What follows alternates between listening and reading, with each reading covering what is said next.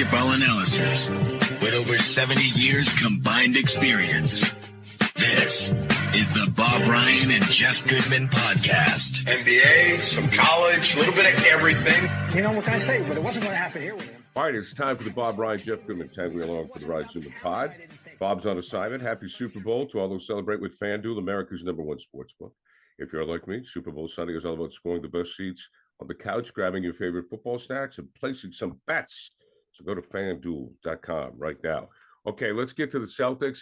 An embarrassing loss to the Lakers, Jeff. Are you pissed off? I mean, I got to say, I really don't care.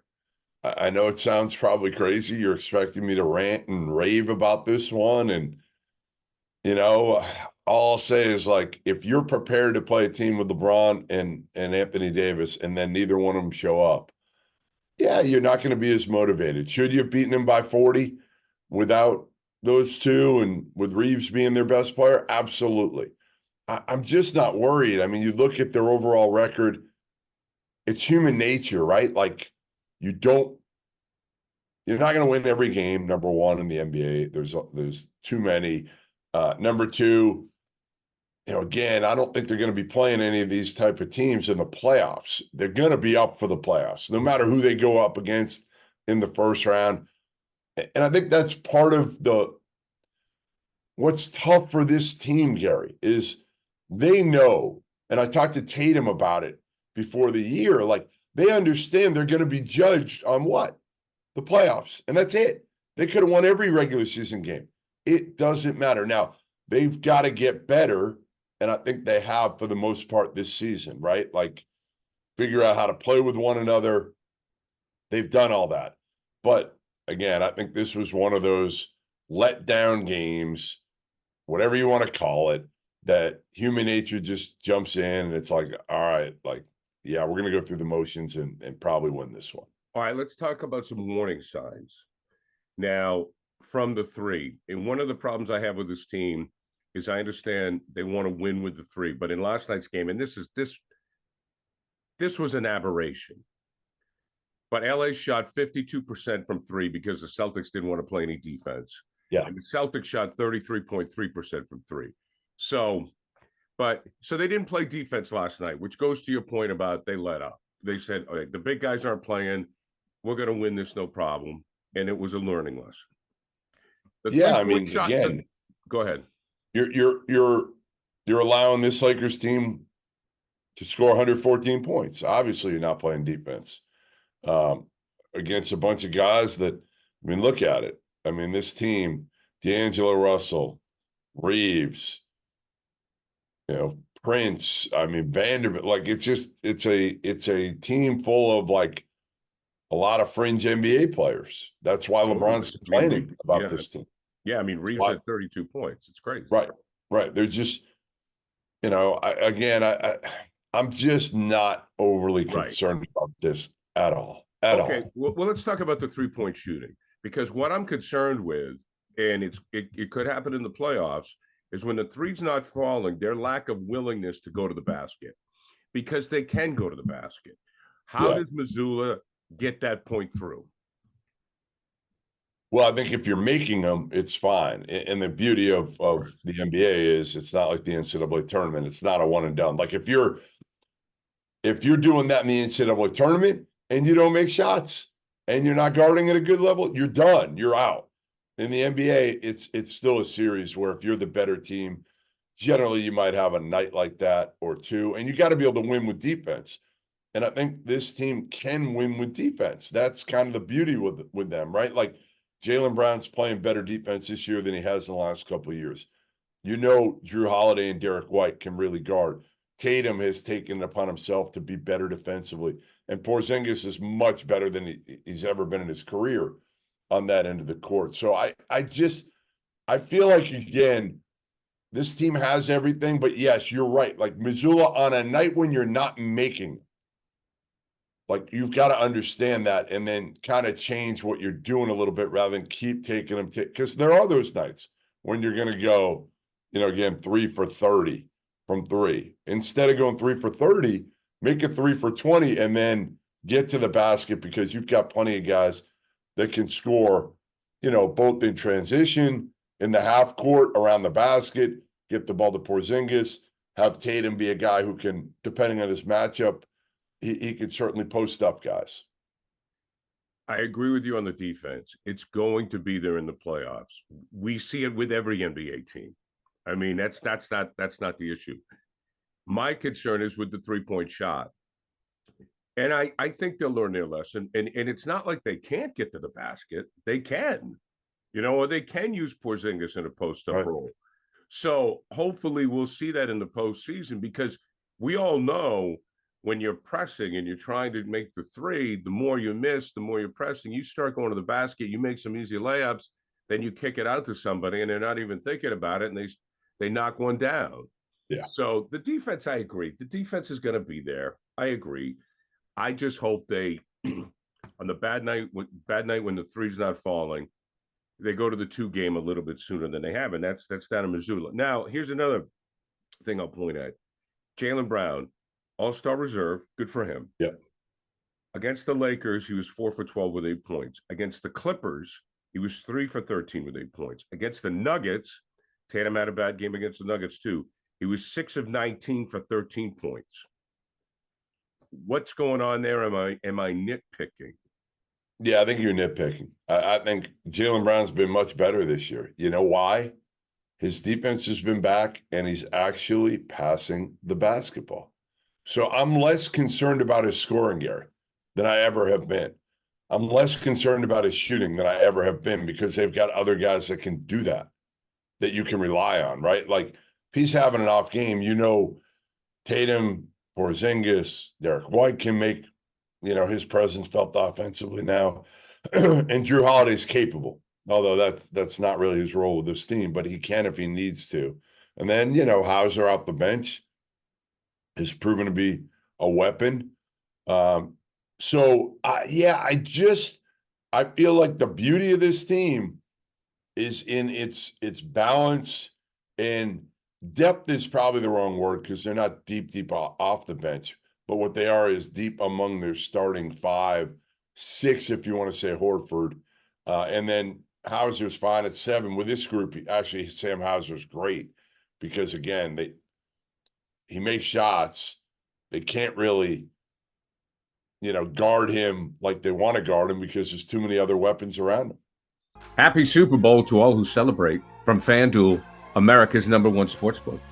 FanDuel has so many ways for you to end the season with a W. Not only can you bet on who will win Super Bowl 58, but FanDuel also has bets which players will score a touchdown, how many points will be scored, and so much more. New customers join today, and you get $200 in bonus bets if your first bet of $5 or more wins. Just visit FanDuel.com/Boston to sign up. That's FanDuel.com/Boston. Make every moment more with FanDuel, an official sportsbook partner of the NFL. How do you think Missoula handled the post-game situation last night? He was like, look, no big deal, kind of laughed it off. He had your attitude, as a matter of fact. Yeah, I was surprised for Joe. Like, that's not what I expected from him, because he's so all business that I thought he would have taken a little bit harder. But I think he understands in the big picture. You're not going to get too upset about the little things right now, because they have played the way he's wanted them to, right? They have really, done everything that we asked them and he's asked them to do this season. So, again, it's about the process. It's a long year, and I think it's impossible not to have slip-ups like that during the season. It is impossible. They've got to conserve some energy too. And I think that's kind of what they were doing last night, is pacing themselves to some degree. Okay. Load management sucks. It just sucks. And now it's it's the Lakers, it's the Garden. And I guess they wanted to play against the Knicks. Okay. I'm sorry, LeBron and AD. Why can't you play against both teams? I mean, I don't have a solution. They were talking last night, and we're going to get to some thoughts from Kenny, Charles, and Shaq and Ernie. They were talking about this on TNT last night about, if you play in 65 games or less, you're no longer eligible for the All-Star game. Right. Shaq's point was, what if you're legitimately hurt? Exactly. And it's a good point, but it stinks, man. I mean, You know, say you laid out the money. Gary Washburn mentioned it in the Globe. Say you're sitting in the 300 section. You've laid out, you've budgeted to see this game, and you're watching AD and LeBron on the bench. It's terrible. Yeah, it sucks. I mean, again, you pay all this money, and for your kid, to see LeBron. It's the last time you think you're going to see LeBron, and you fork out all this money. But listen, these days, you know what you're doing. You know what you're doing, and that's the hard part of it. These guys aren't playing. You got to figure with this one, it was almost like, hey, we're not winning this game anyway. So let's sit these guys and make sure they're healthy for games that are winnable, which are at New York, at Charlotte. Is New York winnable now? We'll get to them in a minute. I don't know if it is winnable, but I don't know, but certainly they feel like that's a whole lot more winnable than in Boston. And again, there might have been some legitimate. Listen, I'm not questioning LeBron and his health. That dude has played enough games over his career. What is he, 39? Did he turn 40? I can't even remember. 39, I think. I'm not questioning him. I mean, Anthony Davis, you don't question whether he's hurt, but he's just hurt a lot. So, again, this Lakers team, it's going to be interesting. I mean, there's only a few more days before the trade deadline. Do they do something big? And I don't know what big means. Can they, though, with the salary cap restrictions? I don't know what I'd do. I mean, do you blow it up?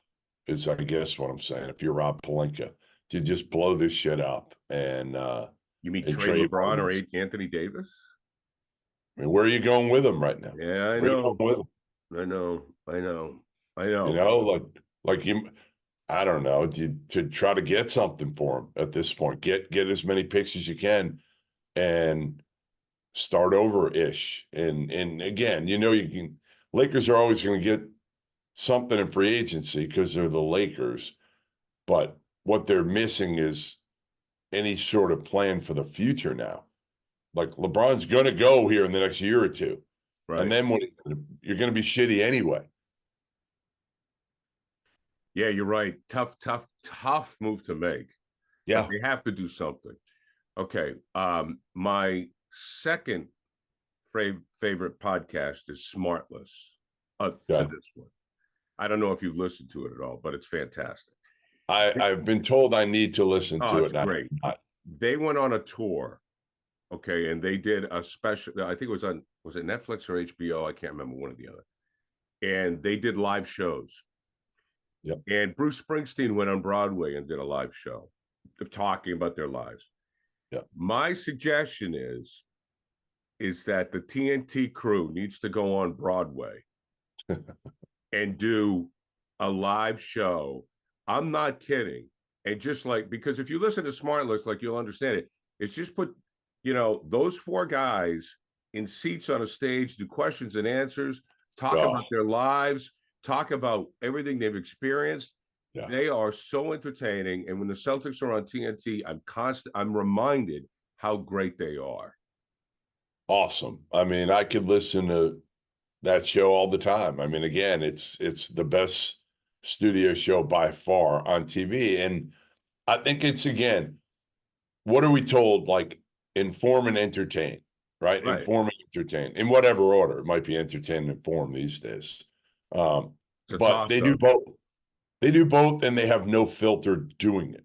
And I think that's the beauty of it is we know, they've done so much in their lives, and where everybody else is worried what they say in this day and age, right? Like on TV. Yeah. And we need to be. Those guys aren't, especially, again, Shaq and Chuck. And I know Chuck not well, but I know him fairly well. And the dude is the best guy you'll ever meet out there. Fantastic. The best. Literally, like I said, I don't know him well. I'll walk into the arena at the Final Four. Even a couple of years ago, I'm walking down the street in, I think it was Atlanta, maybe. I'm walking down the street, and all of a sudden, somebody sticks their head out a limo and yells, "Hey, Goodman!" And it's Chuck. Literally, he's got a way about him that he can say how he feels and hammer people and still be well liked for the most part, which he is does a very great talk hard show with Gayle King too. Yeah. I mean, it's fantastic. It's a great show. I just, I remember Barkley. I remember Shaq. I think Kobe did this as well. When Red died, and they saw Tommy when they were at the Garden for whatever reason, and they all went up to Tommy and they offered their condolences. They had so much respect for the league and so forth. So let me throw a couple of things out there that they said about this game. Okay. Shaq said champions stay focused and they blow teams out by 40. Then Chuck said, I wonder if the Celtics are mentally tough. But here's a really good point by Chuck, I thought. He said, Minnesota beat Dallas without Kyrie and Luka by 40. Because Chuck was like saying, I don't know about Minnesota. And me too. I've always been kind of like, well, are the T-Wolves for real? So I'll just let you respond to those points because I thought those were really good takes. They're good takes, but all I'll say is like Minnesota's accomplished nothing. They haven't done anything yet. Zero. Okay. Like the Celtics are still, to me, playing for the playoffs. And that's difficult to process, right? Like, again, Tatum said that to me before the season. Like, we need to not fast forward to the playoffs. We need to get better every game, every practice. Right. It's easier said than done. There's going to be some slip-ups, but, that's the key for this team, right? Is like everybody knows they're going to be judged by what they do in the postseason because they've fallen short over the years. So it's harder for them to get up than Minnesota that's still trying to prove people wrong, even that they're the best team in the, in the West or one of the best teams in the West. It's different. They're just at different spaces. All I'll say to those guys is like, really? You're going to trust Minnesota over the Celtics when it comes to the playoffs because they beat a crappy team by 40 and the Celtics didn't? I'm not going there. It's also interesting when you listen to these three, in the whole, like, I don't remember them sitting out of a lot of games. So no, nobody did. They must look at these guys and go, what? They played hurt. That's the difference. They played hurt. 20, 30 years ago, you played hurt. Now you're playing a lot of times. A lot of guys are playing to protect a contract. That's what they're doing. They're protecting themselves, which I think that's just gotten to be the case. That's why I love Tatum. Tatum plays most games. I mean, look at the percentage of games Tatum plays.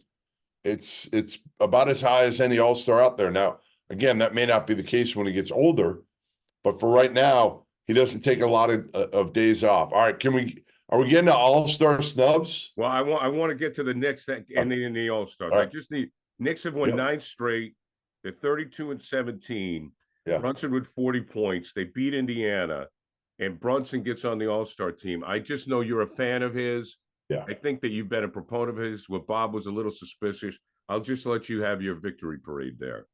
Well, both of us. I think both of us have been behind. Yeah, maybe Bob early on. Bob was a little suspect. Well, we were both suspect to whether he could be the guy on a championship contending team.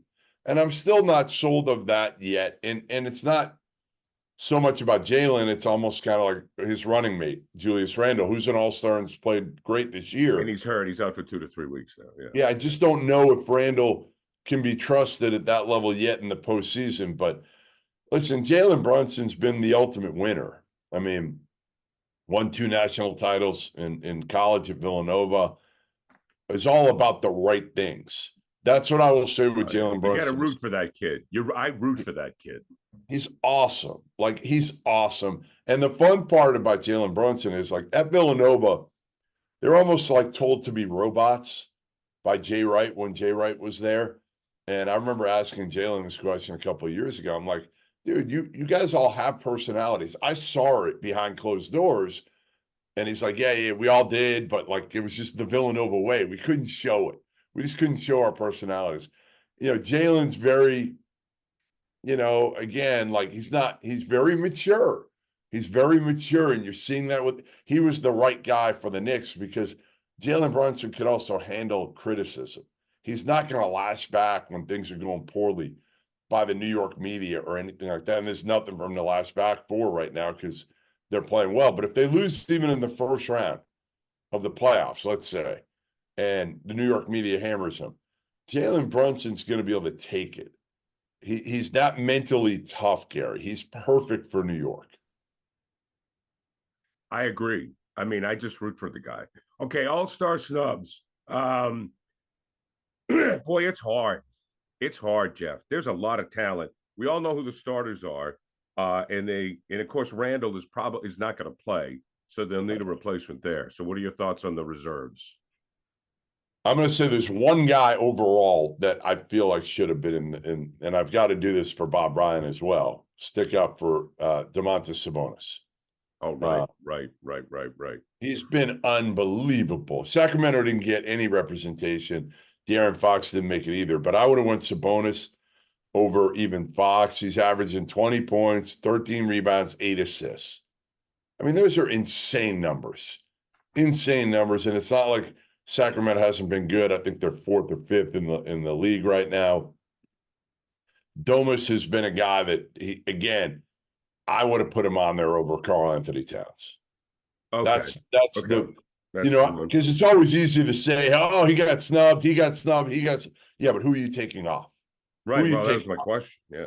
Right. I would have taken Towns off and I know, again, Towns is with Minnesota, but Anthony Edwards has been clearly their best player. He's in the All-Star game. I would have put Sabonis on there in place of Cat. Who takes Randall's spot? It's funny. There'll be a lot of people who say Trae Young. His numbers are great, but the difference is they're 7 games under 500. Right. Like, I feel like Trae Young, again, you got to be 500 here. Like, with that team, and he is arguably the worst defensive player in the league. I mean, he's bottom 5 of anybody who plays a lot of minutes. So, like, as good as he is offensively, he gives up so much defensively that I'm not sure I'd put Trae Young on there, but I think he'll get in there for Randall. Does White have a chance? I think Porzingis gets in over White, to be honest. Okay. Yeah, that's a good point. Jeff, I think Porzingis, yeah.